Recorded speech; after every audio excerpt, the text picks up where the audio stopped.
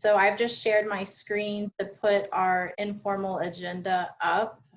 We wanted to offer this opportunity for any of our community members to gather and share some of their experiences from this interesting and challenging time in light of the COVID-19 pandemic this year, because it's definitely had an impact. So we will open up for discussion in a few minutes on that so we can share our experiences. I'm happy to report, and some of you know this because some of you were there, but we were able to successfully host the Southeastern Partners in Plant Conservation second conference the first week of March, just in the nick of time, right, Emily?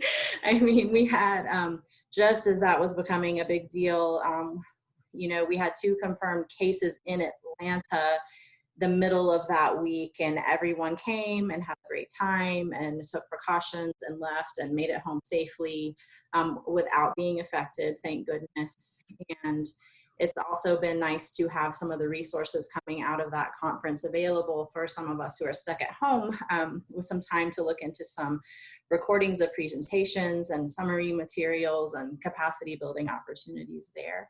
So I wanted to share that just to get started. So since I'm sharing my screen, I can flip over here to my internet browser. Whether or not you're in the Southeast, this is a really great region-wide partnership that takes inspiration from national efforts like CPC and APGA and bringing together a cross-section of people from all different parts of plant conservation.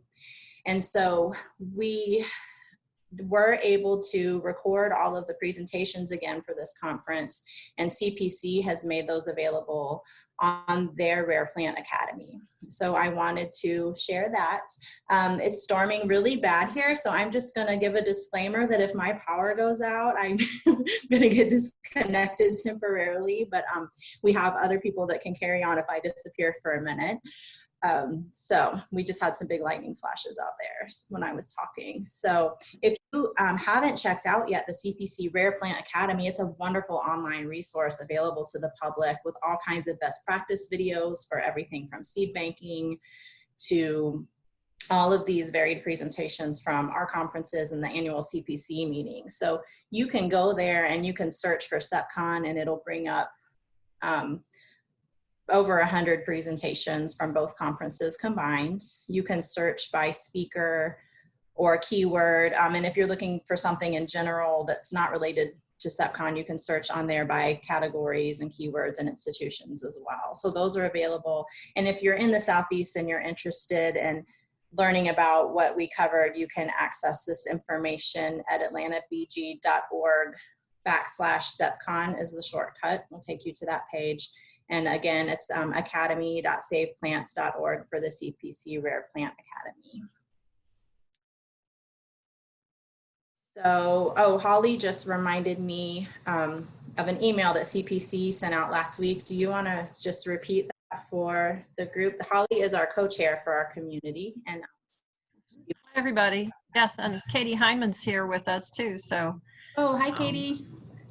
We just wanted to reinforce that the CPC annual meeting, which was postponed from May, that Jenny was going to host for us, but it's going to be virtual in October 8th and 9th, and more information will be forthcoming from the CPC as plans solidify. And any other words on that, Katie? Yeah, it's been, yeah, we were so disappointed. We've been especially so looking forward to seeing the new building at Denver, and you know, a lot of people really would love to see the CVAL and LGRP too. So hopefully, I think maybe 2021 might be in Phoenix because we're hoping for some synergy with the North American Plant Strategy meeting. But hopefully 2022 and maybe 2021. The world is very uncertain, as you guys know right now. So, but in terms of registration, I think it's going to be around $25. So hopefully people can still attend. Again, understanding that budgets are tight. But it's going to be around 2 days, and hopefully we'll have the registration form up today. And yeah. Great. Thank you. We're looking forward to that. We'll miss going to Denver for sure. Hopefully we can do that another year. Great. Well, Holly and others have been participating in the CPC conservation officer meetings. I've had to miss those, but Emily Coffey, my supervisor from Atlanta Botanical Garden, is here, and she's just going to give a brief summary of those and also some of our protocols that we've been sharing with the network. Yes, and since Katie is here, if you want to pop in, Katie, but we've been really fortunate. CPC has been having, we've had monthly meetings with the PIs, and it's been really useful because it's allowed everybody to sort of share some of the experiences that they've had regarding various different protocols with field work and just sort of carrying on, keeping in contact. And so that's been really useful. And we've talked a lot about the COVID-19 fieldwork protocols, and so we wanted to open it up to this group also. Some of the protocols we've been doing have included making adjustments where everyone has to drive individually in cars, and we're camping. We've all done a lot of camping now, and sort of still trying to do conservation fieldwork, but trying to mitigate risks. So everyone wearing masks and things like that. But we're also in the Southeast. So as many of you guys are also very hot right now. And so when we're over, temperatures over 100 degrees, masks are quite difficult. So we've, limited our teams down to pods so that we have smaller groups of people that will only go in the field with each other. The pods are 3 to 4 people in the team, and they don't interact with other pod members.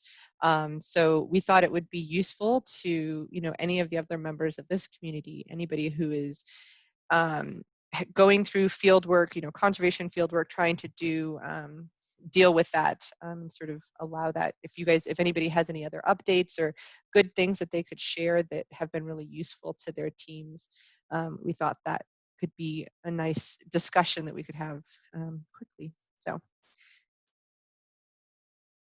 does anybody have any other updates of how they've been dealing with the field work? And so I would, can you hear me? Okay, yep. Sorry. So I would say that the CPC meeting discussion on field protocols was super useful to me and to us at Desert Botanical Garden. And we built on a lot of what we heard people across the network to build our field protocols. And so we now have been doing field work. It's insane because it's so hot here. Occasionally people are going to higher altitudes, and which gives them a little bit of respite. But I would say that I was actually really encouraged by, at the time, because now that was several months ago we had that conversation, of how many institutions had never ceased doing field work, or who had picked up field work again rather quickly. So, I mean, I would just say from our experience that it took us several weeks actually for our staff to wrestle with what protocols people were agreeable to and that they thought were going to be workable and all of that. But we got through it, and now we're having some successful work being able to happen and get out in the field. So really my major comment is thank you to all the people that went before us, because we were able to benefit from your all's experience. Have most of you all been able to get in the field, or have your teams doing some field work? In Denver, we have been doing some field work, not as much as we typically would do. We pared back. We actually skipped 2 of the species that we normally do annual monitoring on. We ended up skipping. One of them is a cactus that blooms in early April. And at that point, nobody was even going into the gardens. We traveled to multiple sites, and it just seemed like too much.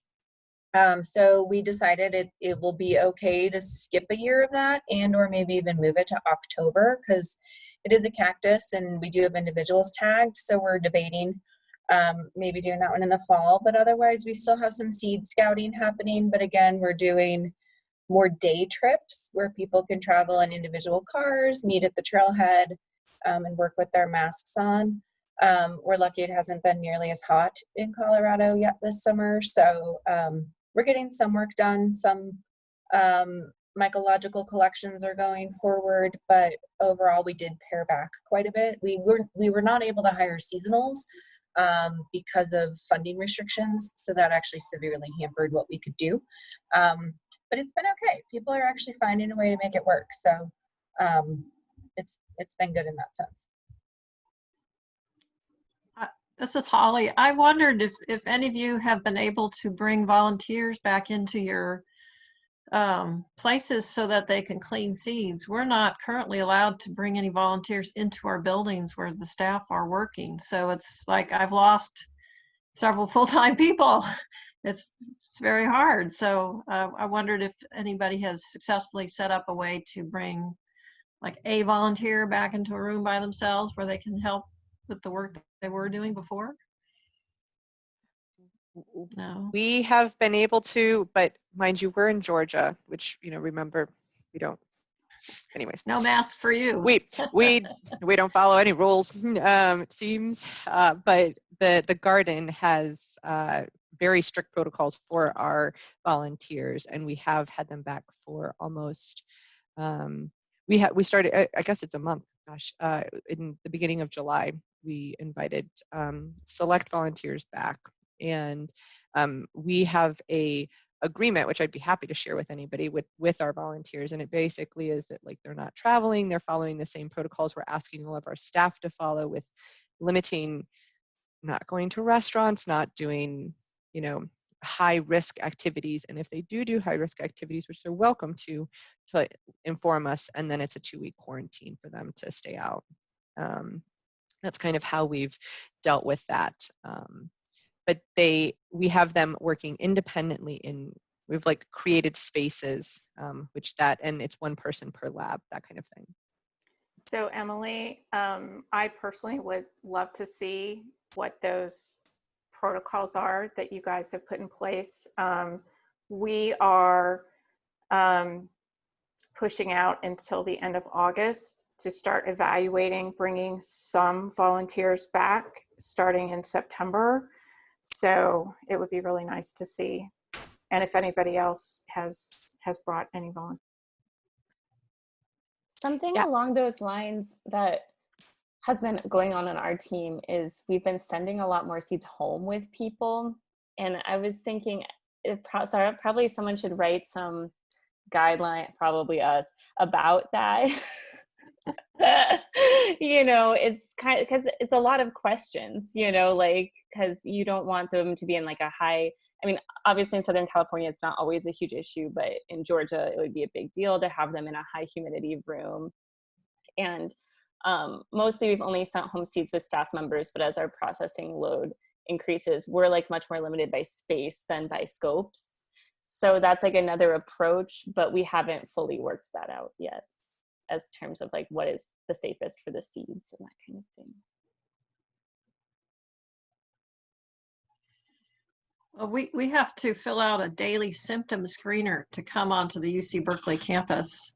And our volunteers are asked to do something informally the same. It's like, do you feel this way or that way? If you do, stay home. But we do have volunteers working in the garden, but they're all outdoors. We haven't let them indoors yet. That's the issue for me. And I don't have the funds to buy whole suites of sieves to stock at everybody's house. Here, go clean these at your house. Yeah, in Denver, we don't have any indoor volunteers yet either. So there are volunteers working in the gardens, but not indoors as of yet. It sounds like we might be trying to start some indoor education classes actually by the end of August in a socially distant way. So we're hoping maybe we can have a couple of volunteers come back, and with our new big, beautiful space, we can actually space people out a little bit and have them in separate rooms. So we're hoping maybe we could have a couple of volunteers come back at that point. but we haven't figured that out yet. I was in a vehicle with state park safety officer the other day, and they have a tool that sort of fogs the car. So is anybody using something like that in your garden vehicles, where apparently the tool itself is inexpensive, but the chemicals to sanitize the surfaces are very expensive? And so we bought a fogger at the beginning because we're trying, since we are having to use the garden vehicles as much as possible, since we have so many people driving, individually now, we bought a little fogger and have chemicals that we've used that seem to be fairly simple. The biggest problem for us is finding electrical, because we're not always like, it has to be plugged in, and so we have to make sure that the car is parked close enough to the outlet in the parking garage that we can actually utilize it. And we got them for the thought that someday we would maybe in the future rent cabins like individually when we were doing field work instead of just camping, that we could fog a cabin, and that is the potential thought, but we still haven't gotten comfortable with that yet. That's still, we have the material, but we haven't used it yet. And it's pretty simple. You just need an outlet. But what I've read a lot from the research is if it's really hot, which we don't have a problem with here, when it when the car itself is getting over 100 degrees, and it's quite easy, the virus does die fairly quickly in extreme heat, and so it gets pretty fast hot in our cars because they're parked on the top level, so they're exposed directly to the sun. But that's the only experience we've had. we'll just drive to Phoenix and then Yeah, that'll take about 10 minutes. You're done. 118 degrees there the other day. Oh my God. Yeah, and no monsoons yet. Nothing. Yeah. In fact, I was going to mention earlier in talking about field work, and being able to get out in the field. That is something that we've, in some respects, have pivoted, because wildfires have been just so insane in the state, and very close to Phoenix, and including what's called the bushfire, which is one of the largest in the state's history. That's maybe 30 miles from Phoenix going north. And so we have had some of our staff going out to a couple of these different fire sites to do fire assessments with some of our partners, both with the county parks and preserve system and with the Tonto National Forest. And unfortunately, the news that comes back is that it's just overwhelmingly devastating to see what's happened out there. But yeah, that's part of what we've been doing.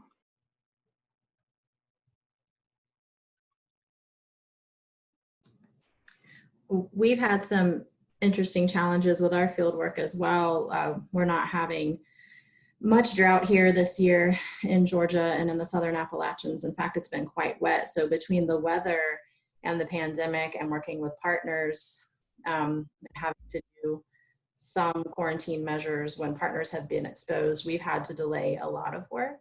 I think in general, just what we've been able to accomplish with the projects I work on is good given the situation, but the past few years for us have been a little bit hard to reach all of our goals, and we thought this was going to be our really big year to accomplish a lot, and it's been challenging. So we have to prioritize, what site are we going to go out to first, what needs the most help, because a lot of things do need help.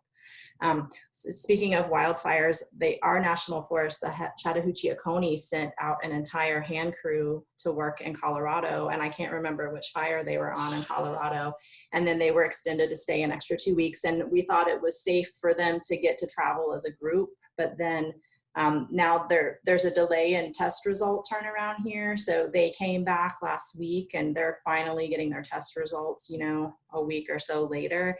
And some of them are testing positive. So even though they're back, we have to wait and schedule partnership work days to do habitat work after their quarantine period, waiting on their test results. So it's tricky, and we're already in August and we've had to delay a lot of things. Of course, safety is our number one concern, but we're trying to do as much as we can given the circumstances. And like you said, Jenny, we've had to say, okay, well, we've monitored this every year. We can skip a year, or this site can skip a year, but there's some things that really, really need to get done, or these sites may face, you know, species extirpation. In the worst case scenario, or barely getting by in best case. So it's interesting to, and dynamic, even more so than a normal year, trying to deal with all of that. So it's interesting to hear everyone else's experiences. I'd say one, sorry. Go ahead, Emily.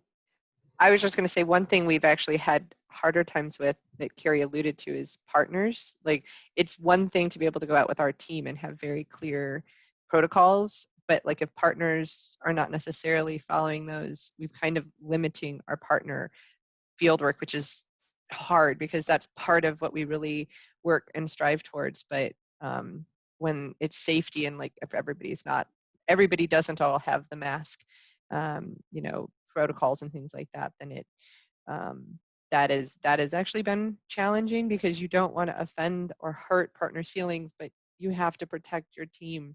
And so that's been an interesting challenge that we've really faced, which has limited those work days.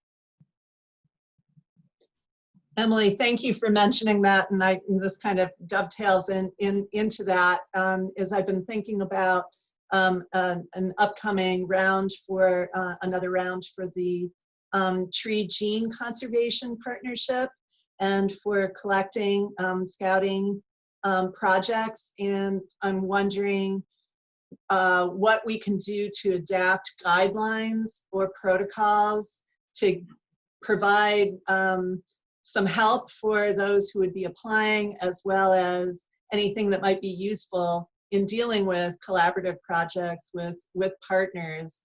Is it something that you've been able to navigate because you have protocols that have been written up and you share those in advance? That's how we've done it. We have it all written, and that was we actually adapt them as like the protocol is changing. It has a date on the top of it because it is changing every time we find something new, and we can send that out to our partners. We have an external version, and we have like the internal version, which is the obnoxious, like every single thing that, you know, all the little nuance. But then the external version we send out, and when we're planning our field work, we say, just to be aware, you know, we love working with you all. These are our current, you know, requirements and needs. One thing that has been helpful is our actual garden insurance has mandated a lot of sort of the mask wearing in staff indoors and all of that. And that's actually helped a lot because I can always just fall back on our insurance is saying this. It's not a, you know, to me, it's very obvious why we're doing these things, but it has helped us to have a little bit more leverage that this is something that is, you know, a garden-wide policy, and we would love for you to follow with that. We also, all of our team carries disposable masks with them that they can give to partners if they don't have a mask, and we tell them that up front. So that has helped, I think, some. Wouldn't you say, Carrie, that's been a little bit more allowed for more openness? Yes, it's made it much easier for me. Having those initial conversations as a disclaimer before we go out can be uncomfortable enough, but being able to refer to those policies is very helpful and supportive, and also in dealing with, when besides the Forest Service fire team that was exposed, we had other partners that had been exposed before that with a state agency, and they still wanted to go out in the field and stay apart. But it's so challenging. And if you all have been out at all, it is so hard to stay far apart, because some of these habitats don't allow you to, even if you space out on a trail with a mask in certain situations, geographically or in a ravine, you can't stay as far apart as you need to be without a mask, first of all. And also, if someone has been exposed, you wouldn't even go out with them with a mask. And it's allowed me to just refer back to that and say, okay, well, if one of our team members gets exposed, I have to quarantine from them, or if I have to quarantine. So, let me know when you get your test results, and we'll reschedule this after 2 weeks. And so, because they're very hard conversations to have, or having to constantly remind people about wearing masks, but having that box of disposable masks helps, and just referring them back and just letting them know that it's nothing they did. It's because of our insurance policy, even though it's not just because of that, obviously, but it really has helped so much, Emily. So thank you for making that easier. Oh, and I just also want to say that Emily did a really great job coordinating some field collection where we got to socially distance in kayaks. And that was really fun. And it was quite a treat during the earlier part of the summer when we had been trapped inside for so many months. And I'm so grateful that we got to have that adventure and that experience. And kayaking is a great social distance outdoor activity, particularly paired with research.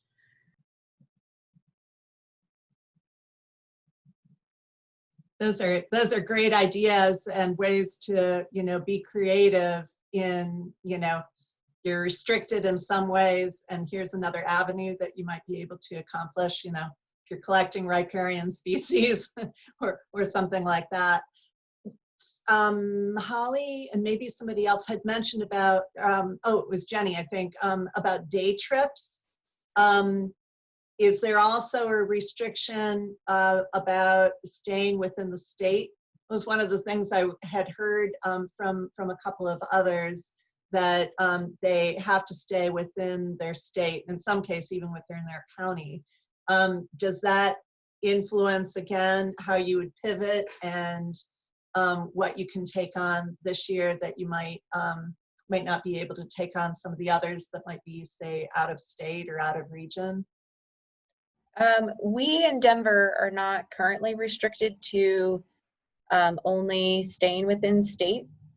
I mean, fortunately, the majority of what we do is within Colorado anyway, so it's not a huge change.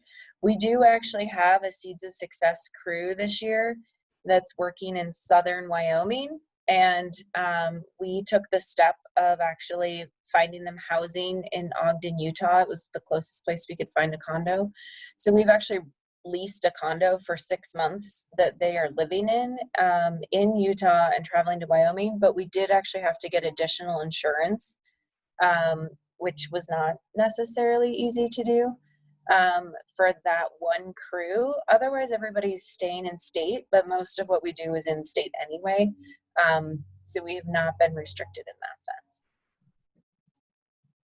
We did, Holly, maybe you were more involved in this, but the California Plant Rescue Group canceled an expedition to far northeastern California, partially because of concerns with doing an overnight trip, social distancing, but also because they didn't think it was a good idea to potentially expose like a really rural population to like the levels of infection of like LA and Northern California or the Bay Area. I don't know if that was what was relayed to me, Holly. I'm not sure if you were on those calls and stuff like that, but I think there was just we were going to go up to the far northeastern county in the state, Modoc County, and just today 2 cases have been reported because a couple who lived there went to Fresno to visit family and brought it back. And so it's no longer the only county without any known cases. So we didn't really want to be inadvertently those typhoid Marys and bring it somewhere.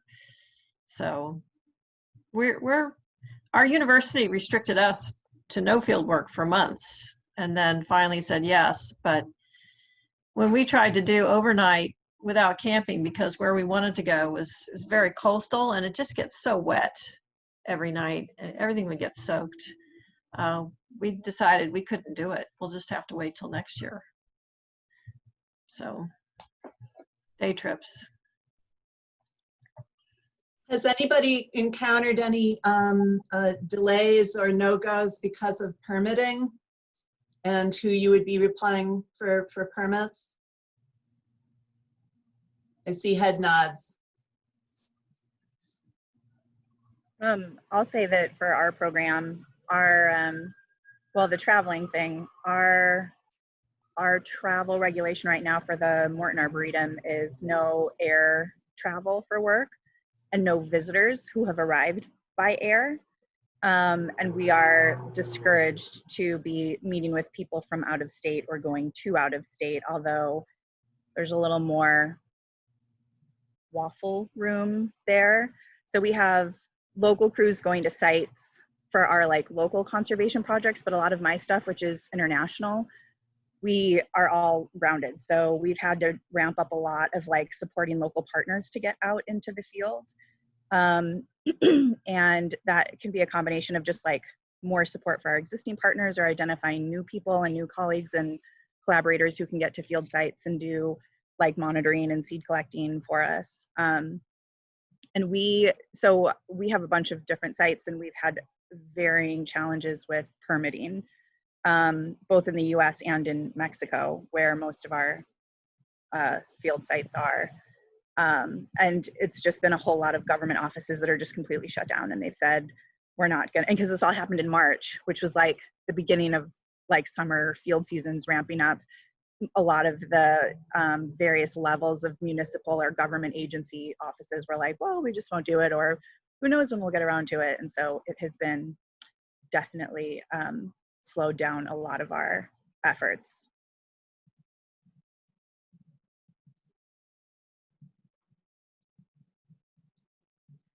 Pam, I'm trying to think of how this might translate to like back to your original question about like what that APGA like grant guidelines might look like. And yeah, the only thing I can think of for next year is maybe focusing more like a lot on people getting paperwork in as early as possible for permitting for next year's, you know, field season. And what we have in place at the Arboretum now is like, anytime a grant or project proposal or idea is getting put forward to our leadership team, we have to have like a COVID cover sheet basically, which is like a sad like COVID cover sheet, but you need to like kind of explain what your contingencies are for, you know, what if this trip can't happen, or what if this partner, you know, can't engage, or, you know, have various like what's plan B and plan C. That would be great. Is that something that you could share with the community? Yeah, so far we haven't really been given guidelines for it. It's just like we've been told that we need to convince leadership that like this is something we can do. And because all of our different grants and our different project ideas that we put forward for leadership's approval are so unique and different, we all kind of just have to kind of formulate it under our own guidelines. But basically whatever we say we're gonna do, we need to have a lot of different ways to be able to deliver that result, or Jerry's not going to sign it. Right. On a related note, is anybody encountering that they can't do their conservation work because of budget cuts at their garden? So even staff, besides you had mentioned about seasonal, that you couldn't hire seasonals, but are there, you know, is that a factor as well, just to be able to have the support for full-time employees to do the conservation work? I'll say we had a position that was half garden funded, half grant funded, that we were literally offering to someone the second week of March, like right after SubCon, and we had to pull that because we don't have the ABG funds for that. We're now hiring them on contract as a part-time position just for what we can cover with the grant. And I think that that's, from what I understand, we had another position we were planning to have partially funded by grants and partially funded by hard funding. And the hard funding on our end, at least, won't be around for at least the next probably year or two. So I know that that's, in our seasonal, there's been a lot. If it's not soft money right now, it's not happening. So for us at Desert, so there were several months where we had a moratorium on field work, and also the majority of our staff were working from home, so there wasn't anything happening in the labs and so on. We also had to go through an exercise of reviewing our budgets and then pulling out a lot. Thus far, I feel like we've been really fortunate because we didn't get everything pulled out of our operating budget, but everyone who is doing work that's not covered by grants is having to be super, super, super efficient in terms of the dollars required. And for field work, everyone in advance of going out in the field, they have to do a field trip proposal that includes the budget and where the money is going to come from before they get approved to go out, because it's tight. Along the lines of tight budget discussions, one thing I would also mention is that I find myself thinking about 2021 in terms of like, oh, what we'll accomplish next year, and some of the especially conferences and meetings and networking events that I was trying to organize for this year that maybe are getting pushed to 21. And what I'm sort of starting to come up on the realization of is that even if we get a handle on this and things open up and we get a vaccine or whatever and people actually can start to travel, because of the repercussions of the budget on things, I'll be amazed if I know my budget's been cut for next year. Luckily, none of my actual staff. A lot of it's just been in other line items, and I haven't lost any of my team members. A lot of them are also restricted funded, and I've been pleasantly surprised by how supportive all of our funders have continued to be, and I haven't lost any restricted funding either, which is actually surprising. But yeah, travel budgets getting cut. So even though we may be getting a handle back on this in terms of hopefully there will be a vaccine, or maybe we'll have easier ways that we can actually travel and physically get together again. If we can, if people are actually going to have the funding for that, is it something else entirely? So for those of all of us, thinking about annual meetings and, these community meetings and things like that, it's, as much as it makes me sad, I think there's going to be many years of repercussions of this in the future.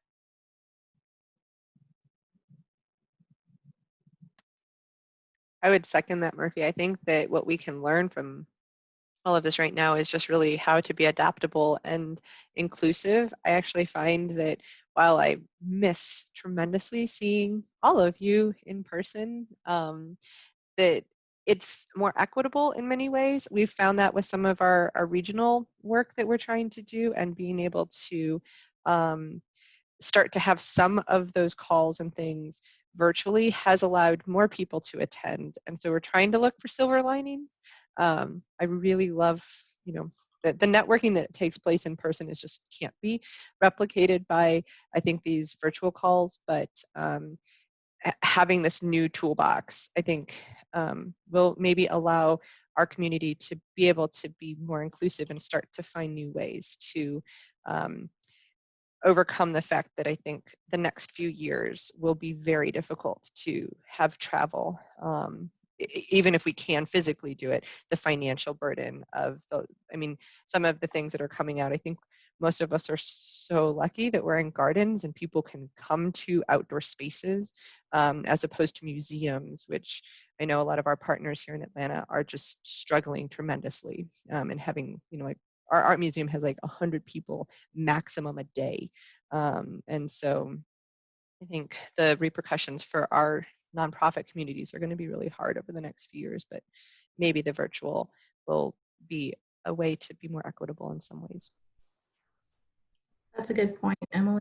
I agree. Well, at least the ways we're meeting these challenges now will allow us to be more efficient and equitable moving forward until things come back into balance a little bit more. So these have been really great discussions, and I'm glad this is recorded, and I hope we can continue these conversations in various ways after this. But now it's time for Tommy. He's going to be presenting some of the benchmarking and sustainability index tools. So Tommy, take it away. Awesome. Yeah. So glad to be here today. And I'm seeing some familiar faces and names. So thank you, Murphy and Jennifer, who recently completed what I'm going to be talking about.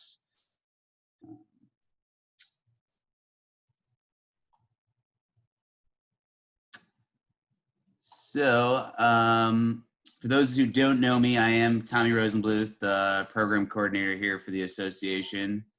And I just want to briefly talk about how our plant conservation and biodiversity benchmarking platform is aligned with our sustainability index, biodiversity and conservation attribute.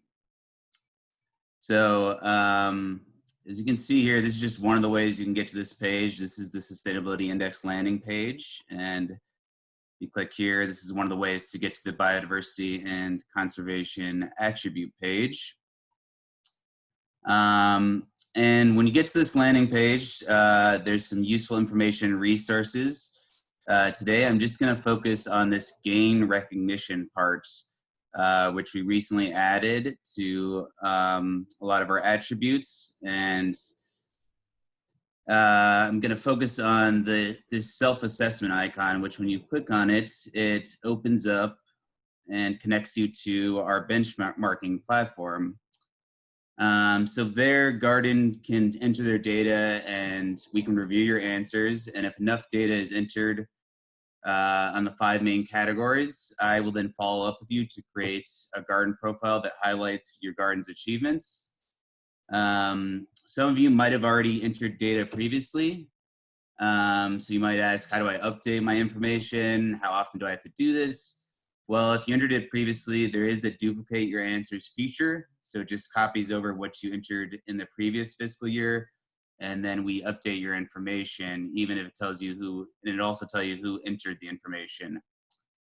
So this is just a good way for us to assess yearly, and we can always update garden profiles accordingly if things are, if you want to add things or change things. We very much view this as a living document and a record that should be reevaluated. And to be clear, because I know this has been a little confusing amongst some of our membership, this is not an accreditation scheme. Think of it as a certificate program. By sharing and reporting on what your garden is doing, in return, you get recognized as having achieved our standards of excellence on the biodiversity and conservation attribute. So once we get some photos and content together, your garden will be featured on this page here. You click on this icon, the garden profiles icon, and here's a list of, to date, of 6 different institutions that have gone with me on this process. You know, they filled out the conservation benchmarking data, and then I followed up with them and some of their staff to collect some content and photos. We even have, in a different attribute, a member shared embedded a video that they wanted to include on their profile to kind of explain the work that they're doing, which is really cool. And I'm gonna show you North Carolina Botanic Gardens because they were the first institution to complete this. So just scrolling down, they shared some wonderful photos and they kind of just shared some content on each of the 5 categories that you have to enter in your data for conservation benchmarking. And I want to emphasize that this is very much meant to be a process where there's not a standard guideline. It's not meant to be an onerous process. It's however long and short you want this garden profile page to be. And then at the very bottom, we include some information linking to your website and using your logo. At the very top, this is sort of the ribbon or logo that we will give you, like a digital ribbon that you can use for social media purposes. So that's sort of the recognition process part of this. And you might ask, you know, what does that really mean? How else might my garden be recognized? We've been doing a weekly highlight on all of our social media channels when a garden is recognized, linking them to this page, so to this like North Carolina Botanical Garden page. We also spotlight gardens that have achieved excellence in our monthly and specialty newsletters, so members can learn and read about them there. We're starting to do a feature in Public Garden Magazine, which comes out quarterly. We're doing some cross promotion with some of BGCI's communication channels. And really we welcome and encourage anyone to promote these profiles in any way they want. We've also, the index is a suite of 12 attributes. So there's 4 economic, 4 social, and 4 environmental. So if you get recognized in one of each of those categories, you'll be eligible for our sustainability award, which we usually announce at the annual conference. So that is all I have on that. I'm going to stop sharing, and thank you so much for letting me speak to this today. If anyone has any questions about this, I'd be happy to discuss.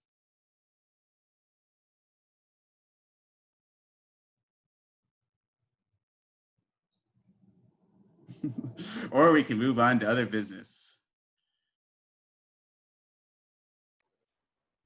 So I just want to say that Tommy made it really easy. At first I had a couple emails of like asking me to put the stuff together, and I'm like, I'm not really sure what to do. And we had a phone call, and I used the North Carolina one as a guideline, I guess, but we sort of loosely followed it. And it ended up actually being quite easy. We pulled a lot of content we already had written about our various programs and sent it off to Tommy, who then formatted it, sent it to us for review. We added a couple websites, and he made it really easy. So it's a great way to kind of promote through APGA some of the stuff that you're doing as a garden too. yeah, so I was going to say, I had started to work with colleagues at my garden to pull together the information to input to the benchmarking tool, and then pandemic happened, and well, clearly we haven't uploaded everything yet. So I think, but it's not for lack of desire to do so. So I think that maybe pushing out some sort of reminder request to gardens might be helpful. I've just put a big note in my notebook, do it, do it now. So, but I do like the recognition that you guys are putting together. It's super nice. This is Holly. Do we have a way of tracking sort of visitation to these profiles on the APGA website?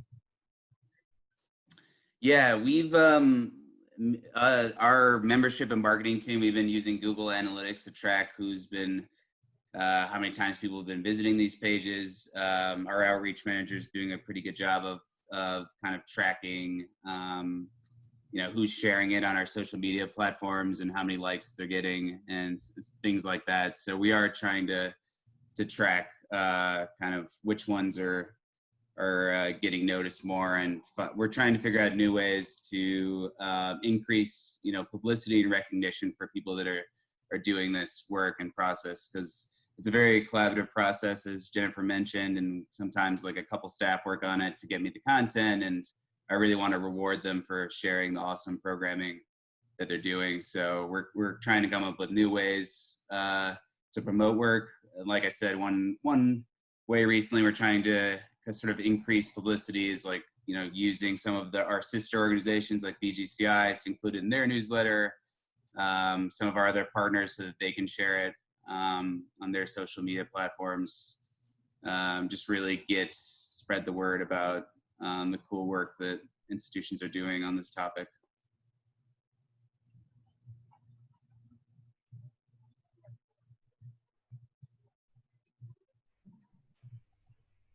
That's great. Well, those are definitely wonderful tools, and we're glad to have those and the association in general. It's really good. Before we close out, I just wanted to mention that if anyone has projects, updates that they want to share or project ideas for the community to, you know, try to engage on the discussion forum for our plant conservation community to keep that active. It's been pretty active lately in terms of posting, not so much in responses and ongoing discussions, but we could, maybe we could get some conversations going on there while we're still on lockdown. So does anyone have anything else they want to share before we wrap up our meeting today? Can I make one quick question or request or announcement? Anyway, I posted something last week about the FAO report that I'm helping David Pavrunas from the US Forest Service put together. And it's this, like, the FAO is going to put out this enormous, you know, however many 100-page report. And I'm helping him put together just the US country version of that, the contribution to the bigger FAO global report. And the one that came out in 2012 is like very government agency heavy. Like there's very little representation in there from like botanic gardens, even though a lot of the like genetic resources, forest genetic resources that we, you know, that get preserved or projects that get worked on are driven by gardens and by some of our networks and our organizations like CPC and APGA. So anyway, I'm trying to inject a little more botanic garden flavor into this decade's report. And what I posted was a request for contributions for projects that anybody's working on that's on the international scale. So, and it can be like seriously 3 or 4 paragraphs. It's like just a kind of brief summary of what you're doing, really high level stuff that you'd put like on a website or on a mission statement. And essentially it's just talking about how you, like if you or your garden has a program that you're a part of that preserves forest genetic resources. And for the purposes of this report, we're considering like basically anything that was ever even a little bit thinking about being a woody plant as a forest genetic resource. So cacti, for all of you Western people, are considered forest genetic, like this cactus that big is considered a forest genetic resource in this report. Kim, you will be pleased to hear.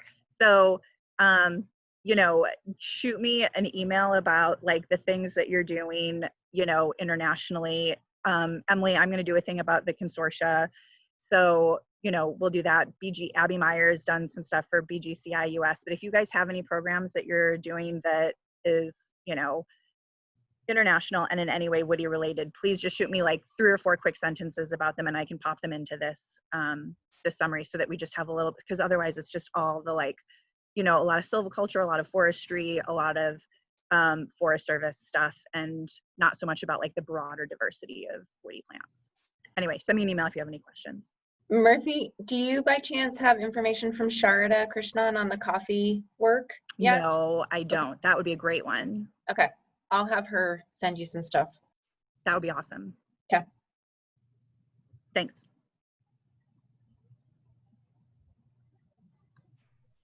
Great. Thanks, Murphy. And thanks for posting on the discussion forum. Well, I think this has been a great call, great discussions. Thanks everyone for participating.